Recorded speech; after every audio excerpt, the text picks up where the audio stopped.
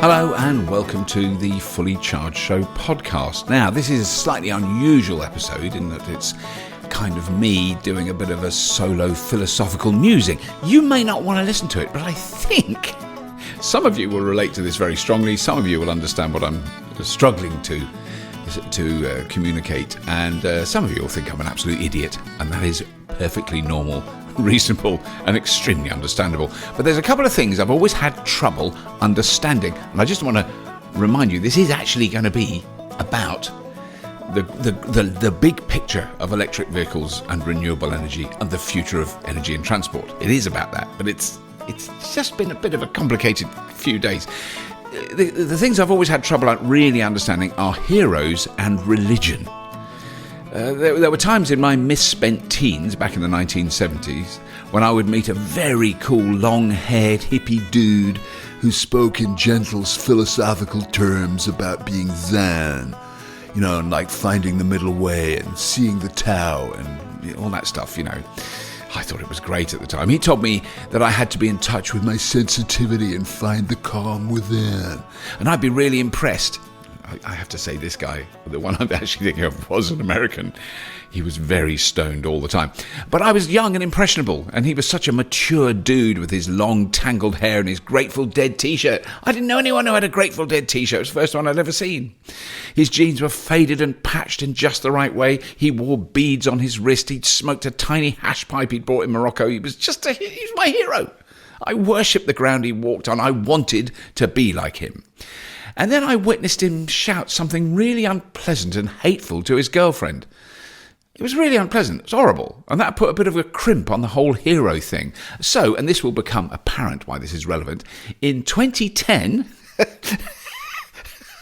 I've just realised how close this is. I'm not saying this was the same experience. There were some similarities. In 2010, I met this bloke called Elon Musk.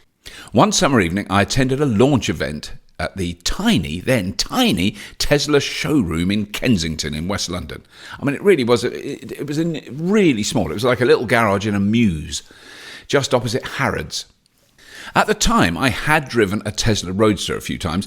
I had a Mitsubishi i-MiEV at home, and I was fascinated with what was just starting to happen in the automotive industry. Now, this Tesla event was crowded with a fairly rich group of people.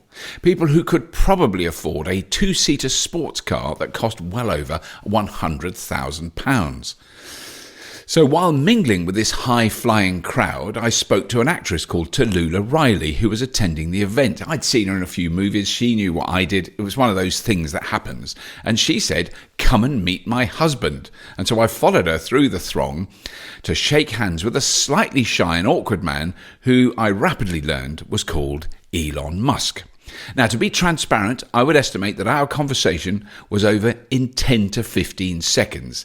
It was a non-event for both of us. It was not a big earth-moving event for me because I didn't really know who he was. I mean, I'd heard of him, of course, but at the time, very few people outside of the automotive industry, and particularly the even tinier electric vehicle world, would have any idea who he was. Especially in the UK. He may have been better known in America then, I don't know. But, you know, he was a kind of figure that was emerging from the mists. And at this time, I was far more aware of a man called J.B. Straubel, I don't quite know how to say his name, Straubel, who is the founder and chief technical officer of Tesla. And he's an extraordinary man, the real technical genius.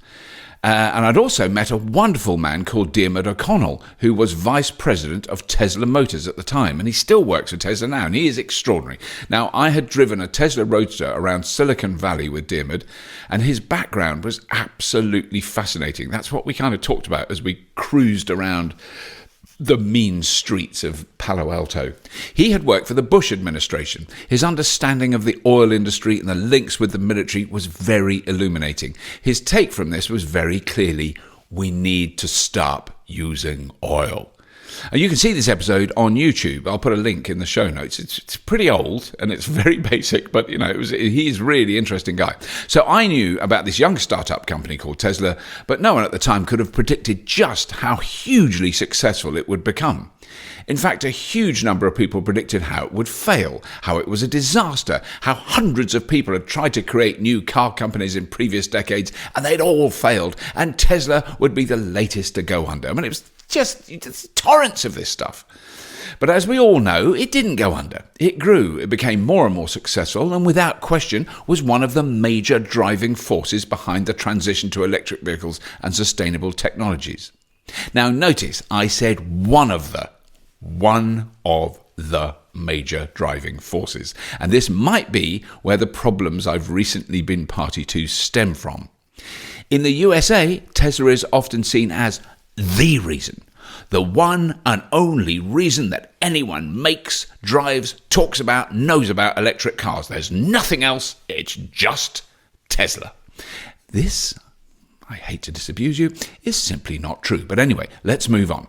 In the following decades, after meeting initially heroic but ultimately disappointing hippie men, I experienced similar disappointments for many years. We are all frail.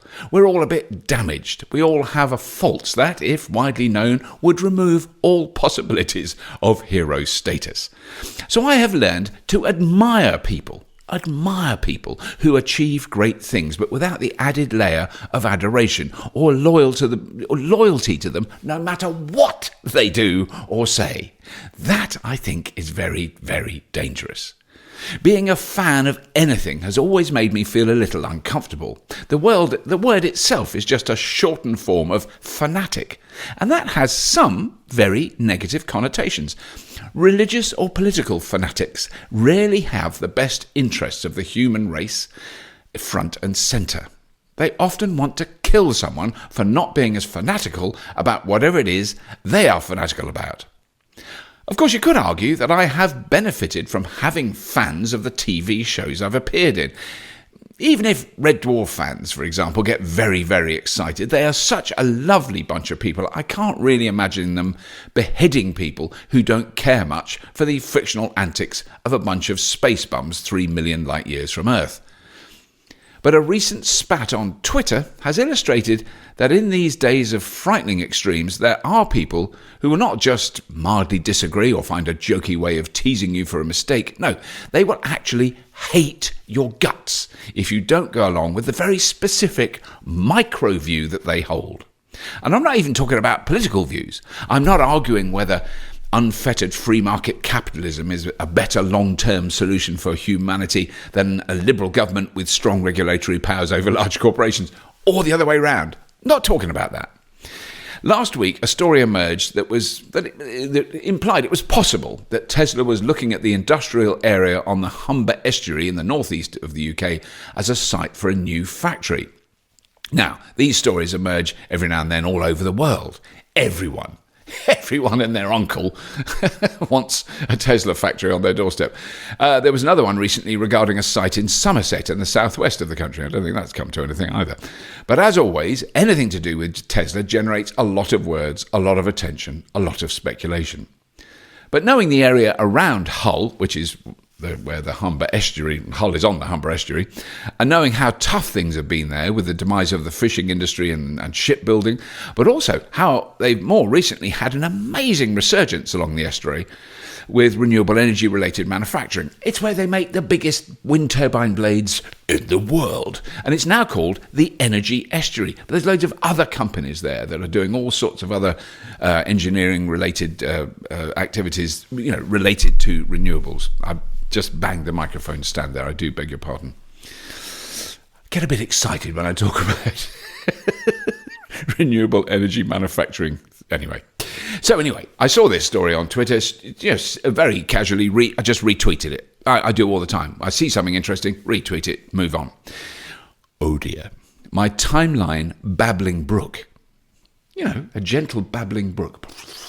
It expanded into a torrent in flood. Furiously angry people sending links about the appalling employment practices of Tesla.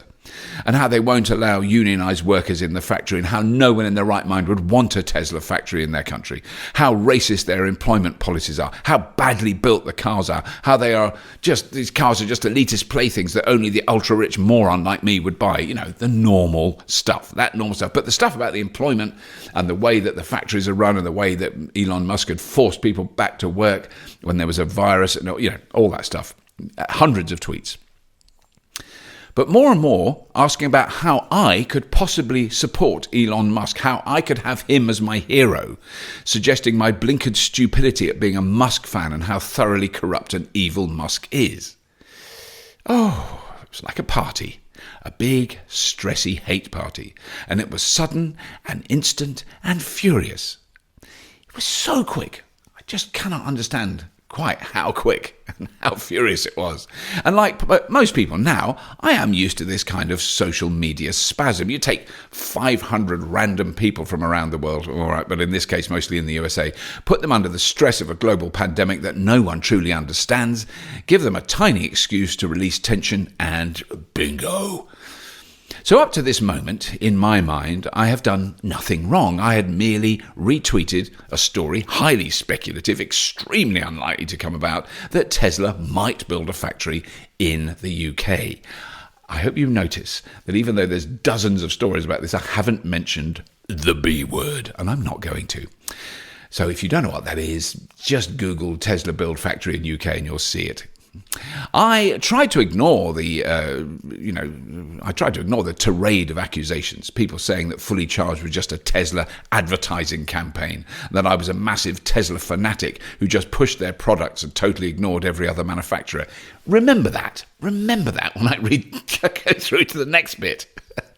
That's what I was accused of. I am a Tesla.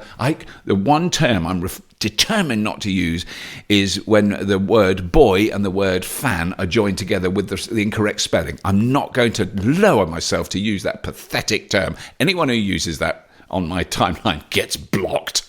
Anyway. So that was it. Yeah, I tried to ignore these accusations, and that was it. That was it. Then I made a truly fatal error. Just move away from the keyboard, Llewellyn. Just ignore it. Close your laptop. Walk away from your phone. Just leave. No. I tried to shut down this ridiculous tirade with a tweet. So stupid of me. Just ignore it for 12 hours and it always dies down as the people who rant like this wander off and get angry about something else. I knew that. Don't touch those keys.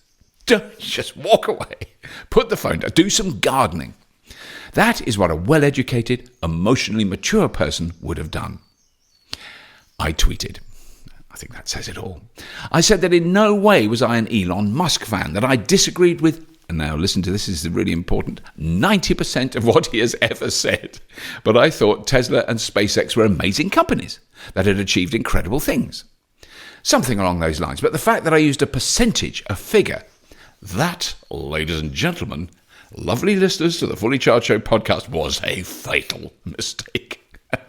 That was beyond dumb. It was stupid, unthought through overreaction to the ridiculous, childish nonsense that people were screaming at me about Mr. Musk, archdevil of humanity, etc.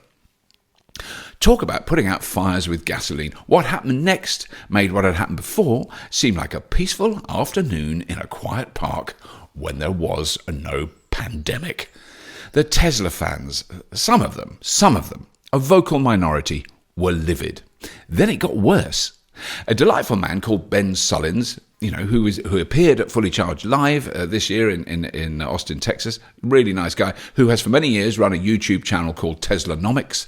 He's now changed the name of it. He's broadening it out, so it's not just about Tesla. He typed a one-word reply to my "I disagree with 90% of what Mr. Musk says" tweet. He just said, "Agree."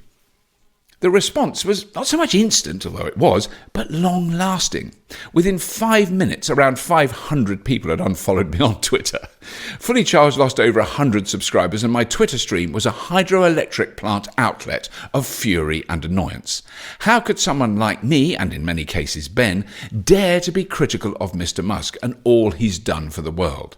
Their points were clearly made. This wasn't a screaming crew of barely educated white supremacist idiots. This was the fury of the privileged, well-educated middle class. And they made many very valid points. For those of you outside the obsessive and tiny Tesla fanatics bubble, there have been seriously unpleasant and nasty attempts to destroy the company for many years. To some goggle-eyed weirdos, Tesla is seen as a massive threat to the American way of life, or something. I've never really understood the reasoning. It's barking mad, but it definitely exists. So they have tried all kinds of weird speculative financial shenanigans to try and undermine the company, to destroy it, to remove it from the face of the planet. They hate it! The rather cool thing is, they have failed miserably. They have lost billions and billions of dollars, and it's very hard not to smirk at their cocky hubris and how they have so miserably failed. So, some of the Tesla fanatics, so confusing this, and it's such a weird little world anyway. Some of the Tesla fanatics, I just want to point this out now, while I've got a moment. Most of the people who drive the cars, Tesla cars, just get them because they're better. They don't care. I like a Tesla, it's really good. Do you worship at the altar of Musk? No, I just drive the car. I'm sorry. Anyway, because cars are brilliant. I'm not going to argue about it. Anyway, some of the Tesla fanatics had a go at me, and they were saddened that I was, in their eyes, playing the same kind of destroyed Tesla game as these reactionary nutbags. They were accusing me, a man who has a Tesla Model 3 in my garage at this very moment next to 2 Tesla Powerwalls, they're accusing me of being a Tesla hater.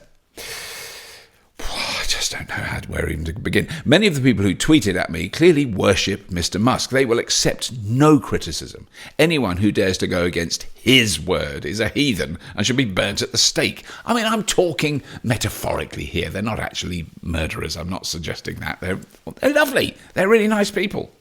Seriously, the similarities of the two sides in this dispute, the Tesla haters and the Tesla obsessives, and the medieval absurdities like the Spanish Inquisition or the suppression of the Cathars, are almost enchanting if they weren't so unpleasant.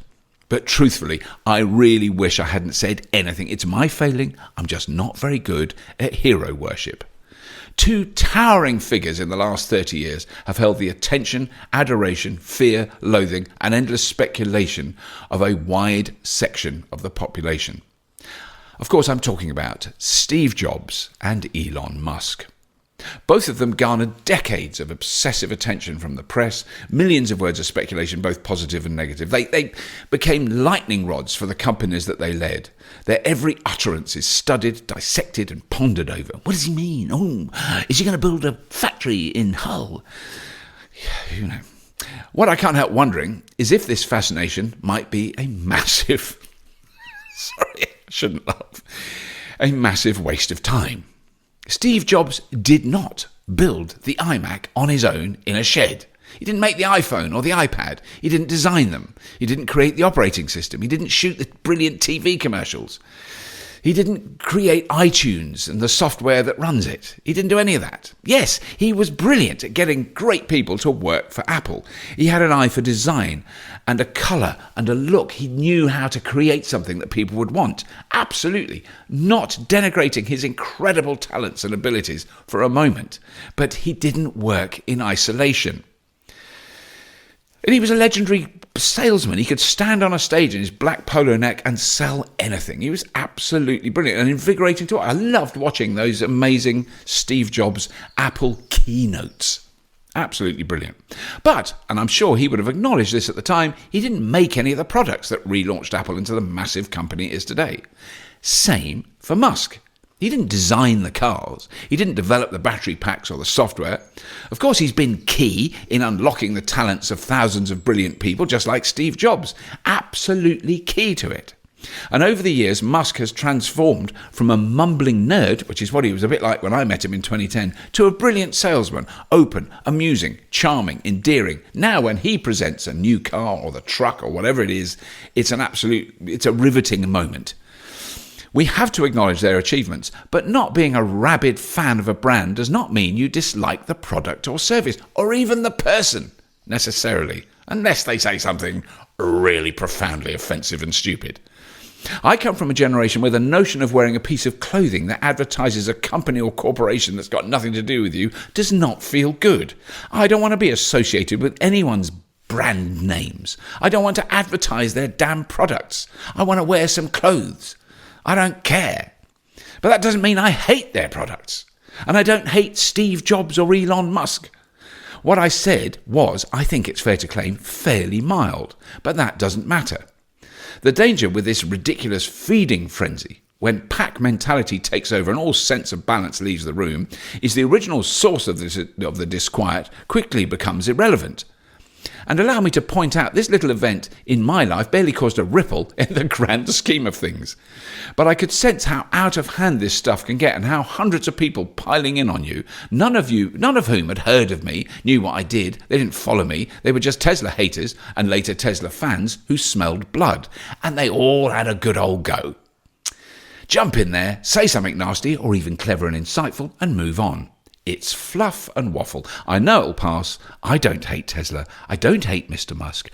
But I also don't hero worship him. He's flawed, like me, like you. He's a bloke I met in a cramped showroom in London in 2010. And I'm relieved to say Mr. Musk has tweeted some even more stupid things than I have. So, that's all I really wanted to say. Next week, there will be a proper interesting episode of the Fully Charged Show podcast, where I will be talking to some clever, interesting people who don't work for Tesla, who do really interesting things in the wider world of renewable energy, clean technology, energy storage, batteries, and all that kind of stuff, which is what Fully Charged has always been about. It's never just been about Tesla, but when Tesla does something amazing, I will always jump at the chance to acknowledge it.